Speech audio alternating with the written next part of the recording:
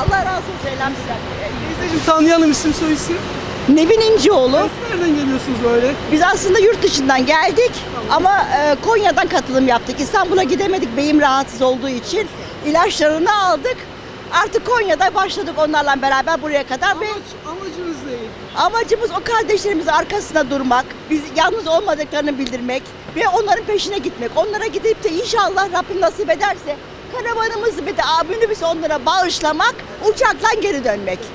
Yani şu an bu aracı Filistin'deki kardeşlerinize mi bağışlayacaksınız? Allah nasip ederse inşallah geçebilirsek. Ama inşallah geçeceğiz. Rabbim onların gözlerini kör etsin.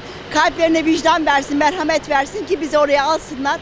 Biz de bari en azından yola çıktık o şeyi görevimizi yapmış olalım inşallah. Kim gelmiş ve kim var? Ben beyimle ikimiz devam edeceğiz.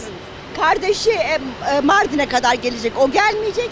Bir de bizim Alanya'dan katılan manevi kızım var çocuklarından beraber. Onlar da kapıdan geri dönecekler. Ben beyimle beraber yalnız da devam edeceğim inşallah. Allah razı olsun yavrum. Konya'dan geldik karvanla. Aslında Almanya'dan geliyorduk ama Konya'da da evimiz olduğu için orada katıldık.